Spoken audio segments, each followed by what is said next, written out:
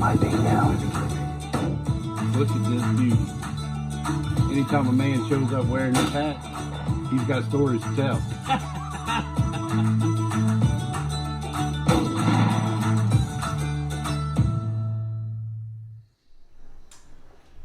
Well, hello everybody, welcome back to Marsh's Tomatoes. I know it's been a while since we've made a video, but it's fall, and fall means different things to different people. Some people it's football, college football, pro football. Some people it's, especially down here in Louisiana, it's gumbo weather, or some people it's getting ready for the duck season, or some people it's getting out there in the woods waiting with your bow for a good deer to come along. For me, fall means sauce piquante weather. Now, we bought some rabbits. They were live rabbits when we bought them, and I processed them yesterday. And we're gonna make sauce piquante and have a bunch of people over this evening. So we're gonna make a pretty large sauce piquante. Now you can take this recipe and cut it in half to make whatever size sauce piquante you want. But, so what we're gonna use: 4 yellow onions and a whole clove of garlic. We're going to use all of the garlic in here.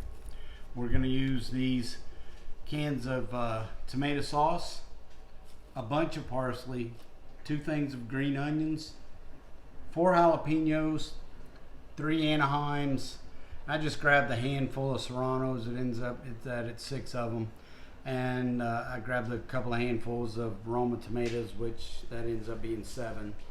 We're going to use 4 purple onions, 3 green onions, the Rotel tomatoes, and tomato paste that you see just to kind of thicken it all up.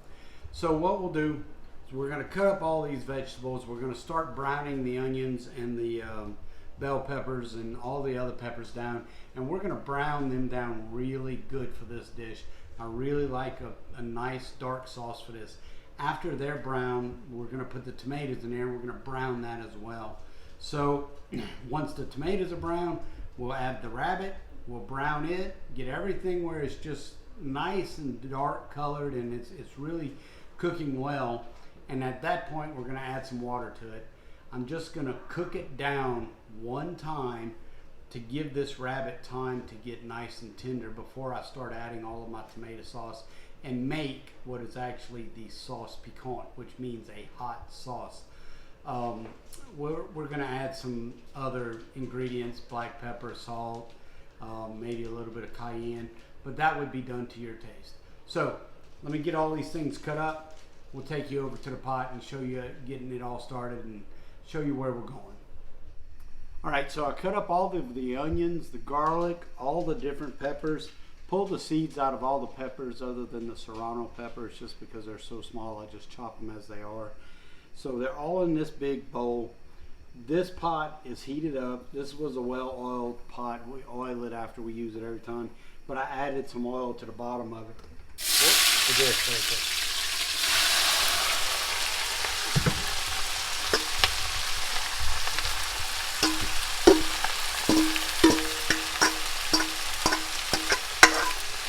So we're going to get these vegetables in here, and we're going to get them all stirred up.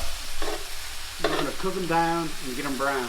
Now, for you guys who have watched me in the past, you know I always like to add a little salt to my vegetables as I'm browning them.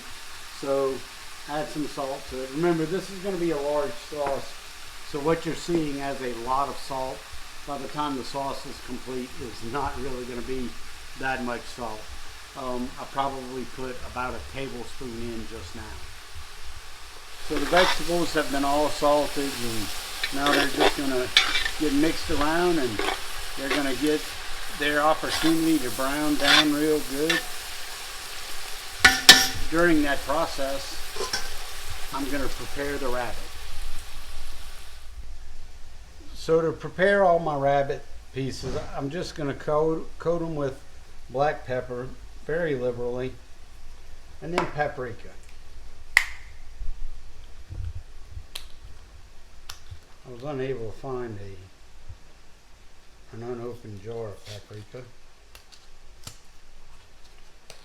I guess we got the good stuff today.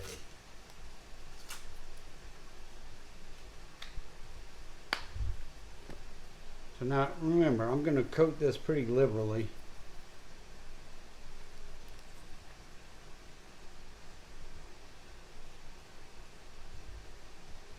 Now a lot of this paprika and the black pepper has fallen off the rabbit onto the board.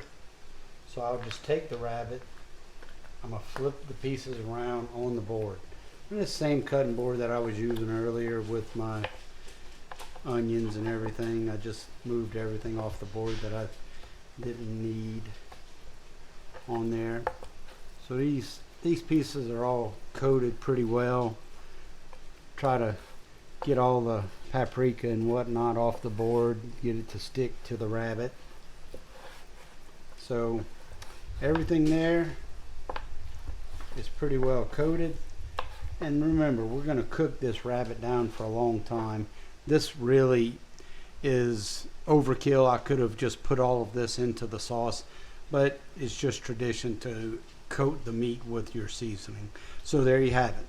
We'll let this sit until the onions and whatnot are brown, and then we'll add that to it.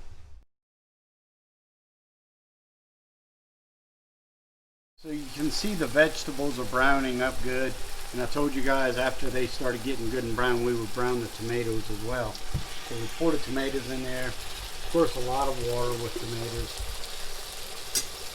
That's going to all cook down, and it's going to get good and brown.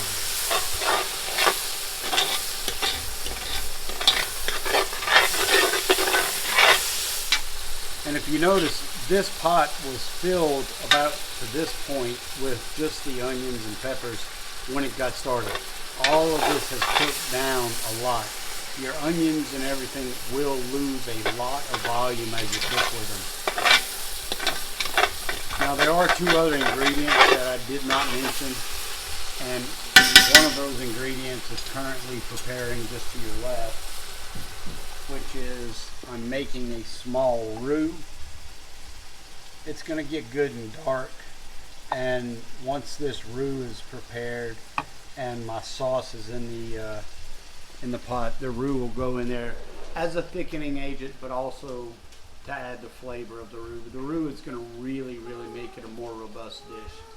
So we're just keeping our eye on our roux and keeping our eye on this. And the other secret ingredient that I didn't tell you about was smoked sausage. I put smoked sausage in all of my sauces and spaghettis, sauce piquantes, you know, gumbos, jambalayas, anything like that. Pretty much all of that down in Louisiana gets smoked sausage in it. So I'm going to add that here in just a few minutes when I add the rabbit.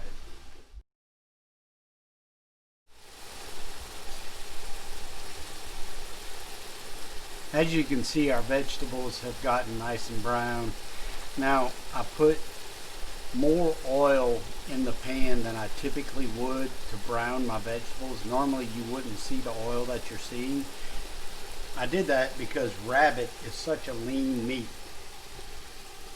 So now we're going to add all of the rabbit and the smoked sausage, and we're going to brown all this. If I had not added all of that extra oil, this rabbit would stick to the bottom of this pot so terrible bad that it would just disintegrate essentially, and you'll never get it off. You'll never get it deglazed for this meal.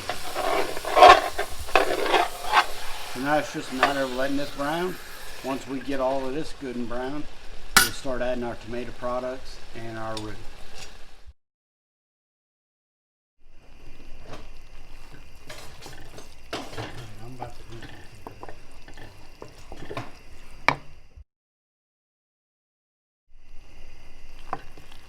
Okay, so you can see our roux has gotten good and brown, but we're not anywhere near ready to put it into our sauce piquante. Now, if you leave that roux there just sitting as it is, it will continue to cook and it will get darker and darker. So, I'm going to take some of the water from the rabbit and put it in there to help cool it off.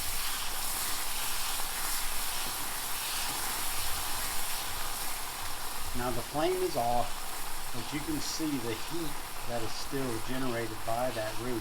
You have to remember that a roux is basically just oil that is at the frying point that turns the flour brown.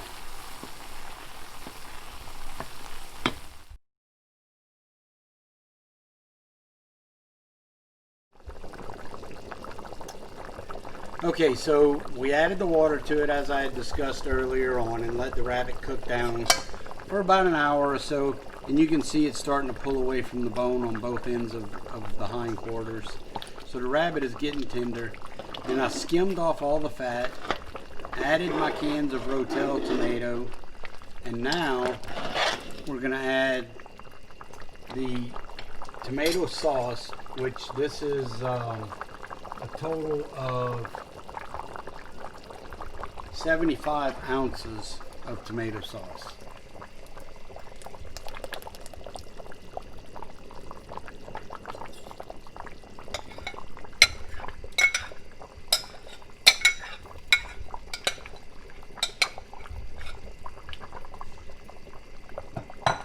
We're also going to add the tomato paste.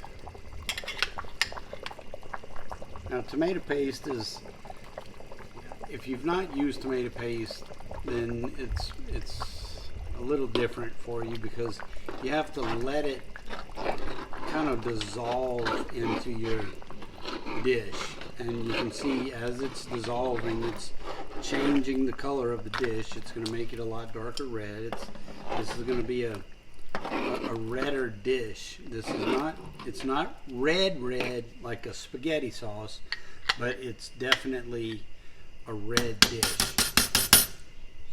Now, sometimes when I make a sauce piquante with something other than rabbits, it'll be more red than this. But when I make it with rabbits, I'll typically just use the hindquarters and the back end of the backbone, such as this piece here, which is very muscular. So I like to let it cook down and it turns brown, and then it's gonna come back around to as red as it can be with that. Now also at this point, I'm gonna take this roux that I made, and if you look at the roux, you can see the roux actually separates. The oil separates from the flour. So you mix it back in together, and you can see it's still steaming hot. So had I not added the fluid to this roux, it would have just cooked it and ended up burning itself. So I'm going to take the roux, I'm going to add 2 scoops of it. We'll make it 3 scoops. This is a pretty large sauce piquante. So 3 scoops, and then we'll just stir it around in here. Now the roux is going to thicken this up considerably, but it's also going to add a good flavor to it. So now you can see the color has gotten more red. The tomato paste is dissolved all the way throughout the entire sauce piquante, and now it's just a little bit of a waiting game. We're going to let it cook for about 30 minutes, and then I'll add my chopped onions, onion tops, and I will add my chopped parsley at that point. So just about 30 minutes of cooking down like this. Okay, so the sauce is cooked down for about 30 minutes now, and it's gotten nice and thick. Now we're going to just add our parsley and chopped onion greens, green onions, and stir it around. Now remember, we added very little salt to this sauce, so at this point I'm going to salt this. And this is a very large pot, and this looks like a ton of salt, but it's really probably just about 2.5 or 2 tablespoons of salt that we add. So the pepper is going to come from the fresh peppers, and it's going to come from a little bit of cayenne that we added, and the paprika and black pepper that we coated the rabbit. Now we'll let this cook on a simmer for about 30 minutes. And then it will be done once the green onions and parsley have had the opportunity to disperse their flavors and get softer. It'll be done. It'll be time to eat. All right, everybody, so we're about finished with the sauce piquante. We kept it on a low simmer for probably 45 minutes since the last part of the video that we videoed, and everything is done. You can see the rabbit is pulling away from the bone. It is ready to eat. So you just reach in here, grab yourself a piece of rabbit, a little bit of the sauce, put it on the rice, find yourself a couple of pieces of that sausage. You know, you put that in there for the flavor it added to the sauce, but also it's an enjoyable addition to the dish. Now, I know some of you folks out there may be squeamish about eating rabbit. You can very, very easily substitute chicken in the place of the rabbit on this dish. But once you're done, here's your dish. Rabbit sauce piquante. Could be a chicken sauce piquante, could be an alligator, could be squirrel, it could be any type of sauce piquante. But this is your basic rabbit sauce piquante. Old, long-standing Cajun special sauce piquante. Thank you guys for sticking around to the end of the video.